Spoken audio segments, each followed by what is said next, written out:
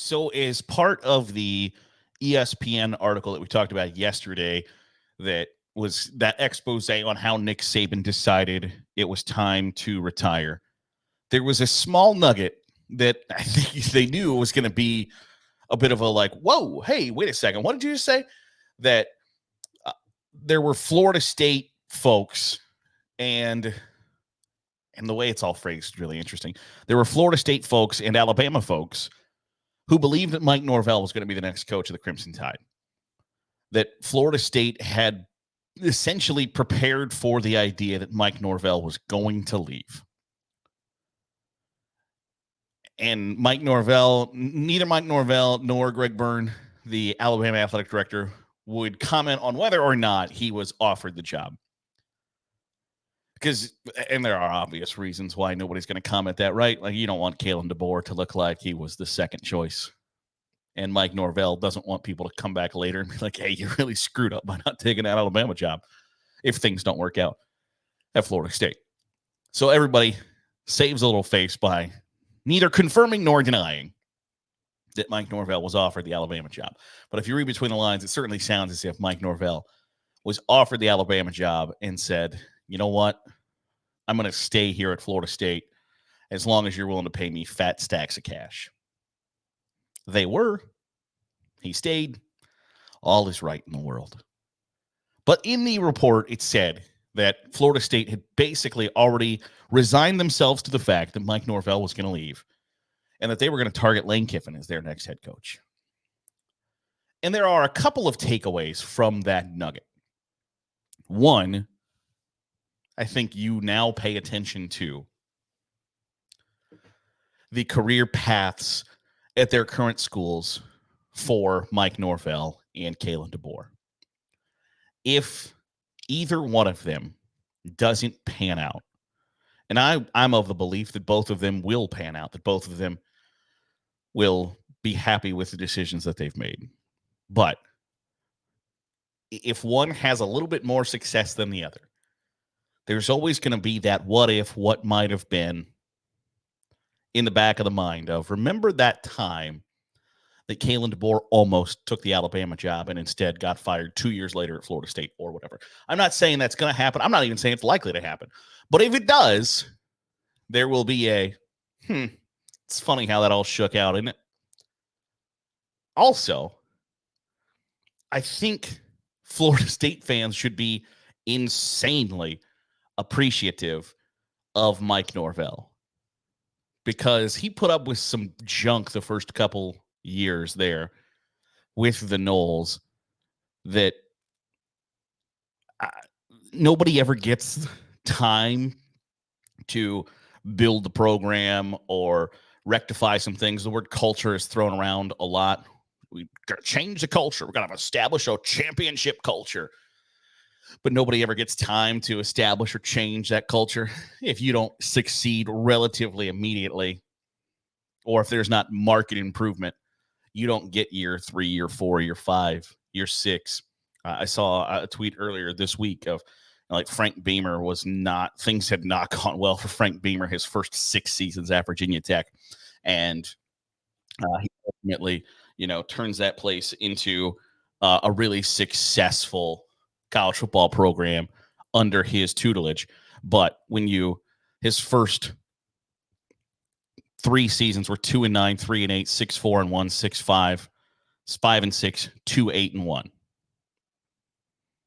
They were ranked 25th his 4th season. Otherwise, losing record, barely winning record, losing record. Then they go to bowl games for the next 22 years. So things worked out for Frank Beamer after he got things rolling a bit. You don't get that in 2023, 2024 college football. It just doesn't happen.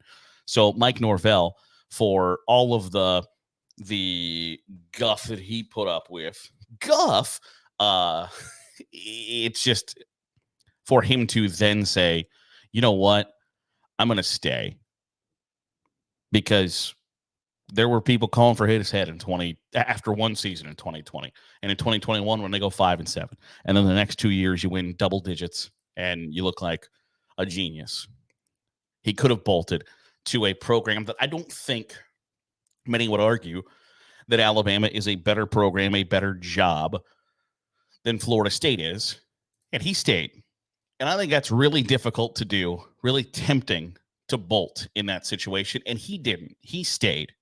And I think that deserves a ton of praise from Mike Norvell. And then lastly, this is going to be a short episode today. I got a lot of stuff going on. Short episode.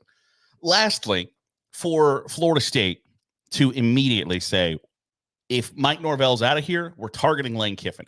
Now, there's a difference between targeting Lane Kiffin and hiring Lane Kiffin, right?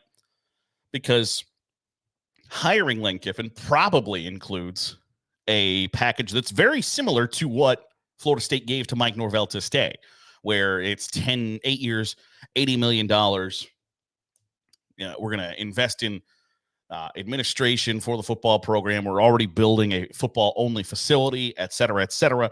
Lane Kiffin's going to require all of those things. But for Florida State to immediately say, that's our guy, if Mike Norvell leaves, I think should give Florida State fans a lot of faith in their administration, in their program. Lane Kiffin has proven he is a great college football coach. And if paired with a situation like Florida State, especially Florida State right now, rather than a Florida State in 2020 or a Florida State in 2015, Lane Kiffin would succeed immediately in that position. So for Florida State's administration to know if, and everybody talks about, we've got a list. If something happens and our coach leaves or something more morbid happens, I've got a list in the back of my head or on a piece of paper and a note in my desk drawer of what we would do if. And that's why I think the Alabama thing is kind of interesting, because Greg Byrne essentially had a year heads up that at the end of last season, Nick Saban had said, hey, it's going to be a year-by-year thing at this point, and I'll let you know. But essentially, Greg Byrne took that as 2023 is going to be it. So he had a year's heads up. And for everybody to say, I've got a list, I find that somewhat hard to believe that Kalen DeBoer was on that list before leading Washington to the national championship game, or leading Washington to a 12-0 or, Pac-12 championship, whatever the case may be.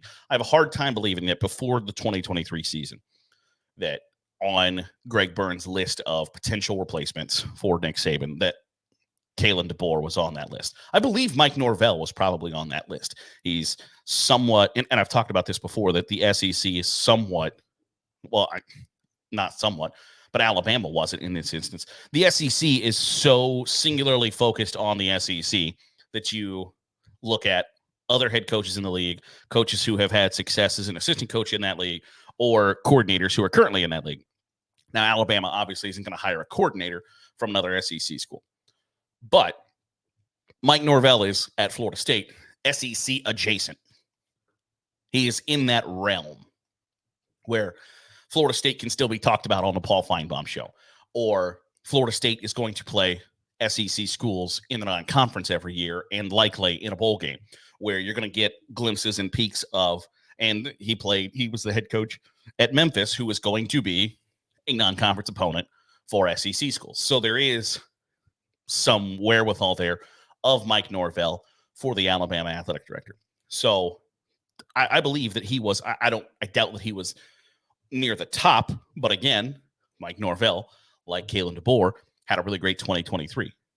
I don't know who's on the top of that list, but I have a hard time believing that a guy who had been an NAIA head coach, then an offensive coordinator at Fresno State, Eastern Michigan, Indiana, the head coach at Fresno State, and then Washington, was tops of the Alabama recruiting, the Alabama replacement list for Nick Saban. I just have a hard time believing that. But for Florida State to say, we have an idea of who our guy is going to be, it's Lane Kiffin. And if it's not going to be Lane Kiffin, we're going to die trying. I think that's impressive. And I think that should give Florida State fans a lot of hope and praise for their administration, that they had a plan, and the plan was a good one.